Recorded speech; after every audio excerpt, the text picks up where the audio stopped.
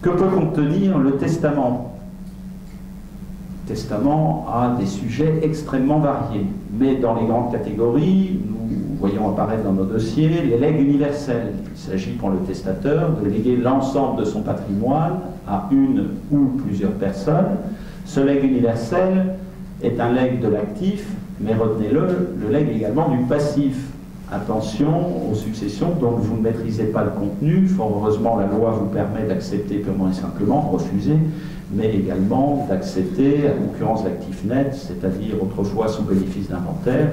Une fois inventaire fait, vous assurez que les biens en actif excédaient ceux en passif. Il existe ensuite le testament contenant un legs à titre universel. Par exemple, je lègue la moitié de mes biens à telle ou telle personne. À ce moment-là, le légataire est tenu des dettes successorales, mais à concurrence de la quote-part qui lui est léguée.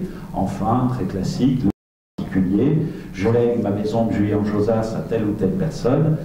Le légataire particulier reçoit le bien qui lui est légué, mais n'a pas à participer aux charges et dettes de la succession. Alors notez quand même qu'un testament peut contenir plusieurs legs, et c'est très fréquemment le cas. Je lègue l'ensemble de ma succession à ma sœur, à charge pour elle de remettre tel ou tel objet à mon petit-neveu.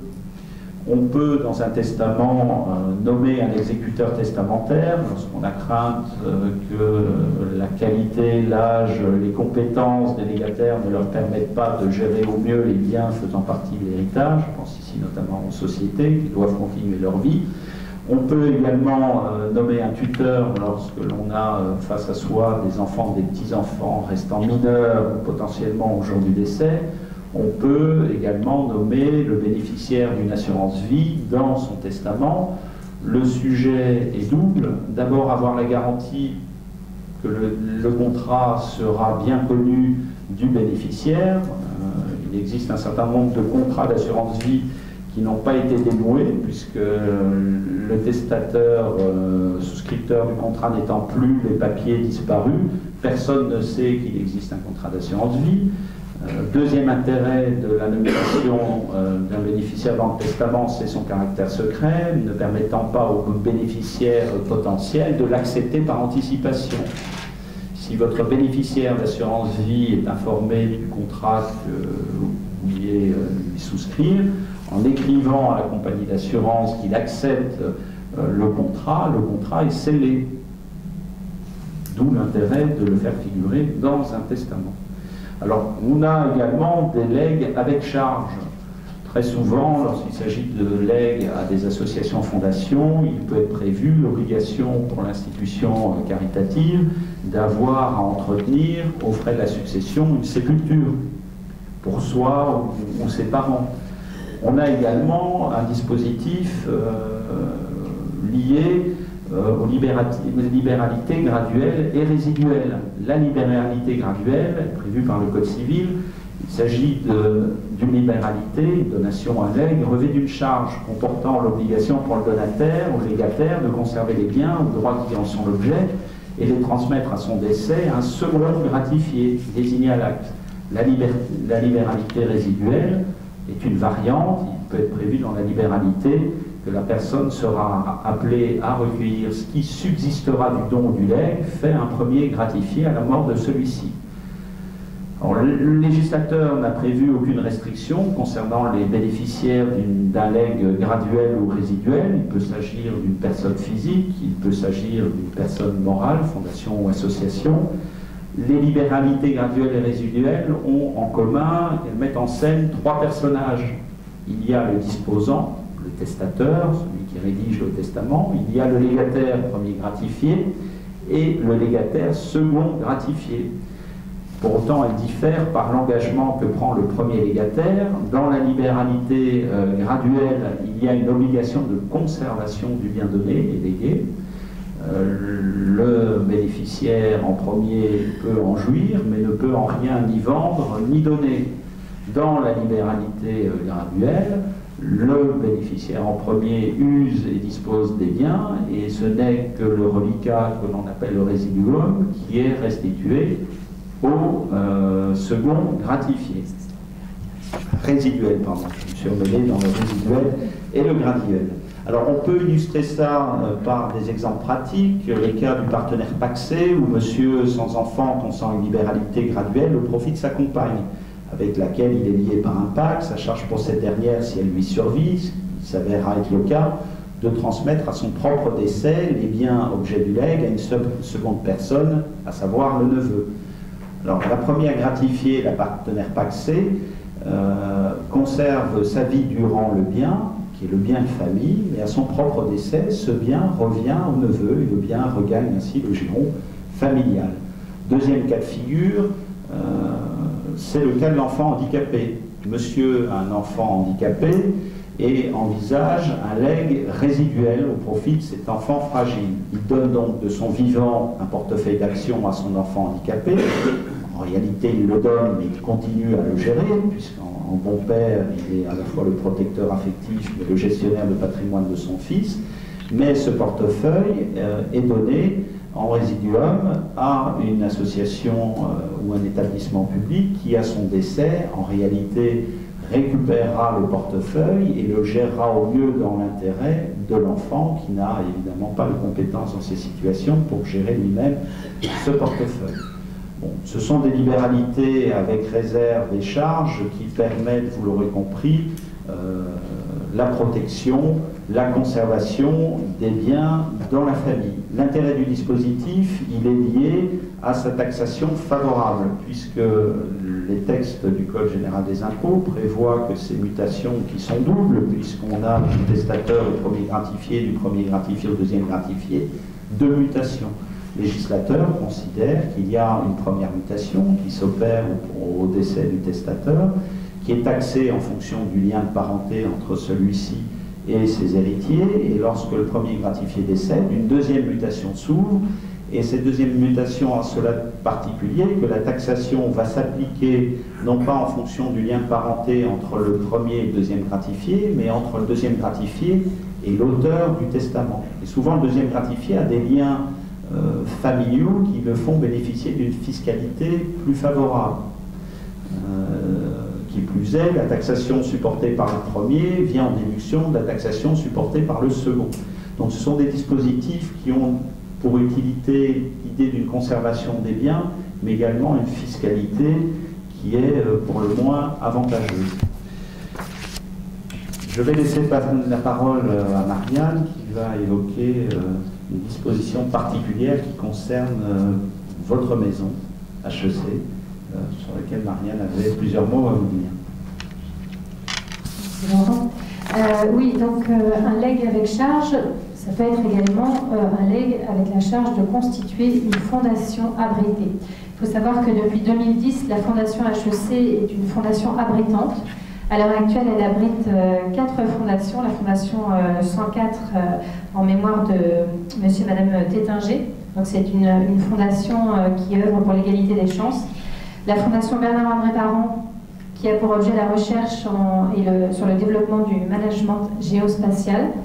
La fondation Fontanet, en mémoire de Joseph Fontanet, qui soutient l'enseignement, la recherche en stratégie d'entreprise et l'égalité des chances. Et enfin la fondation Bruno Rode-Bézieux, qui soutient l'innovation pédagogique en sciences de gestion. Donc une fondation abritée peut être créée soit de votre vivant, soit à l'occasion de votre testament. C'est une charge, une condition en fait à la légalité que vous consentez à la fondation HEC. Son objet doit être conforme, doit s'inscrire en fait dans l'objet de la fondation HEC. Vous ne pouvez pas créer une fondation abritée qui œuvre en matière d'alimentation ou de développement durable au sein de la fondation HEC. Ça doit avoir un rapport évidemment avec les sciences de gestion. La fondation abritée n'a pas de personnalité propre, elle est abritée par la fondation HEC qui en fait lui permet de bénéficier de tous les avantages, par exemple les déductions fiscales qui sont accordées à l'occasion d'un don fait à la fondation HEC. Si le don est fléché vers la fondation abritée, il bénéficiera des mêmes déductions fiscales. L'avantage, les motivations pour créer une fondation abritée, ça peut être, vous avez un projet qui vous tient à cœur, vous avez envie de le mettre en œuvre. en bénéficiant de tous les outils qui existent déjà pour la Fondation, donc une mutualisation des services, une simplification au maximum de tout le côté administratif. Voilà, et vous avez envie de vous investir ou pas d'ailleurs, parce que dans les 4 exemples de fondations que je vous ai cités, il y a vraiment des fondateurs qui sont très investis dans leur fondation et d'autres qui laissent la Fondation HEC gérer leur fondation et on leur rend compte chaque année des actions qui ont été menées.